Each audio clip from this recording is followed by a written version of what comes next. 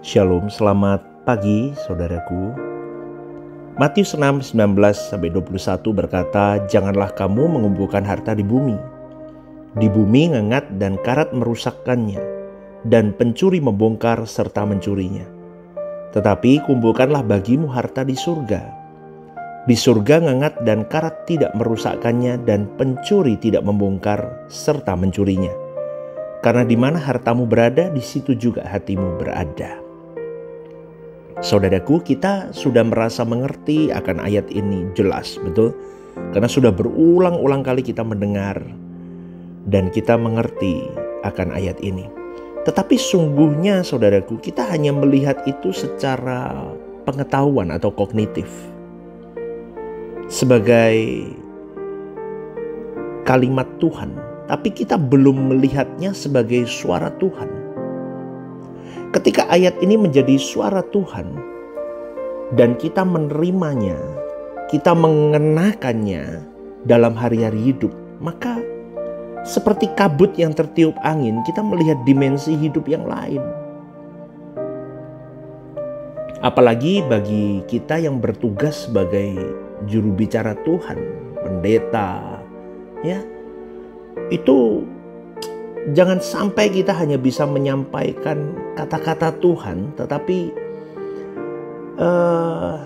hanya sebagai menyampaikan firman itu hanya dalam bentuk knowledge atau pengetahuan, tapi tidak menjadi penyambung lidah untuk menyampaikan apa yang menjadi isi hati Tuhan, suara Tuhan. Itu susah untuk dibicarakan, tetapi Anda akan mengerti akan hal itu kalau kau mengalami sendiri di dalam batin. Orang-orang dekatmu akan tahu, akan merasakan perubahan yang ada di dalam diri kita. Maka firman Tuhan berkata, "Carilah dahulu kerajaan Allah dan kebenarannya, maka semua akan ditambahkan kepadamu." Itu juga ayat yang sangat sering kita dengar. Tapi apakah benar-benar kita sudah melakukan, menerapkan, mengenakan dalam hidup kita? Itu pertanyaannya. Karena faktanya mungkin yang lain yang kita utamakan bukan kerajaan Allah. Karena kerajaan Allah hanya sebagai suplemen atau tambahan. Di ayat yang lain Tuhan Yesus juga berkata, "Jangan takut hai kawanan kecil, karena Bapamu berkenan memberi kerajaan ini kepadamu." Itu dalam Lukas 12 ayat 32. Sejatinya kalau kita benar-benar menghayati bahwa kita adalah penerima warisan kerajaan, maka kita dapat merasakan betapa mahalnya kesempatan itu. Tapi mengapa orang tidak senang? Pasti ada yang salah dengan semangat dari orang itu. Karena buat orang itu surga bukanlah sesuatu yang menarik. Tetapi ke neraka pun dia tidak mau. Tapi dia hanya memilih dunia ini. Maka banyak orang tidak mau meninggalkan dunia. Mereka hanya berkomitmen di gereja, "Aku mencintai Engkau Tuhan, Engkau segalanya bagiku Tuhan." Tapi nggak pernah menggarap dirinya untuk sampai di positioning itu, saudaraku. Maka tidak heran kalau Tuhan menghajar supaya level kita naik. Tuhan mengajar kita untuk memindahkan kita dari filosofi hidup dunia, berubah kepada filosofi hidup kerajaan Allah. Ini tragis saudaraku, kehidupan ini tragis. Tapi ketragisan hidup di bumi ini tidak membuat kita putus asa dengan dunia. Itu yang heran. Dan tapi memang itulah manusia. Ya. Jadi kita tahu dunia ini tragis, hidup ini tragis, tapi kita tidak pernah sungguh-sungguh mau ke Tuhan. Itu yang buat heran itu. Sudah tahu dunia tambah buruk loh, ya kan? Virus macam-macam sampai hari ini. Yang lalu berapa tahun lalu ada COVID, ada sebagainya. Perekonomian juga tidak baik.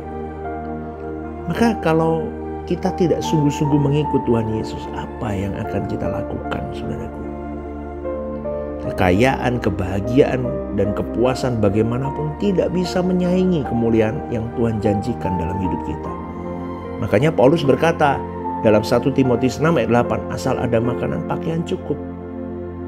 Prinsip ini tidak sesuai dengan prinsip hidup yang dimiliki oleh orang banyak. Apalagi anak-anak muda kalau dengar begini, wah ini udah bukan aku banget lah. Ya, kan begitu. Tapi prinsip ini diterapkan oleh Tuhan Yesus. Karena Tuhan berkata serigala punya liang, burung punya sarang, tapi anak manusia tidak punya tempat untuk meletakkan kepalanya. Ini pernyataan Tuhan Yesus pada waktu orang berkata, Tuhan aku mau ikut Tuhan kemanapun kau pergi. Tuhan jawabnya begitu.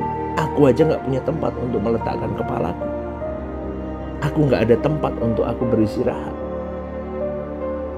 Artinya begini, mau dikatakan kepada Tuhan mau mengatakan kepada orang itu, kalau kau mau ikut aku, harga yang harus dibayar itu mahal sekali. Sanggup gak kamu? Ngeri gak saudaraku? Itu harusnya menjadi pemikiran kau dan saya hari ini. Seberapa berani kita membayar pengiringan kita kepada Tuhan. Waktu Yesus diadili di depan Pilatus, di depan Herodes, jangan-jangan kita seperti siapa? Petrus itu muridnya. Wih, aku gak kenal Yesus. Kita menyangkal dia. Atau mungkin kita malah menjual Yesus seperti Yudas. Bisa loh saudaraku. Kenapa? Karena ambisi kita, hasrat hidup kita bukan Tuhan dan bukan kerajaannya, tapi dunia. Kita bisa jual Yesus untuk dunia. Kita bisa jual Yesus untuk pasangan hidup kita. Kita bisa jual Yesus untuk harta dunia. Loh, ini fakta, saudaraku. Maka hari ini sedikit sekali orang Kristen yang mau bisa militan seperti yang diinginkan oleh Bapa. Jarang sekali. Dan orang-orang begini akan menjual Tuhan suatu hari nanti. Dan orang seperti itu akan ketakutan ketika menghadap pengadilan Tuhan nanti. Tapi saya mau mengingatkan, jangan kendor kerajinan kita. Amin saudaraku. Kita tetap harus semangat, kita hidup, kita arahkan dengan benar. Rajut keintimanmu dengan Tuhan, jadilah berjuang jadi mempelai Tuhan yang indah. Supaya kita dilayakkan, minta pimpinan Roh Kudus. Udah itu aja hidup benar. Bertanggung jawab aja dalam hidup ini. Terus renungkan firman, perkatakan firman. Terus berjalan hidup, jangan jahatin orang. Ya, supaya suara Tuhan itu mengalir dalam hidup kita.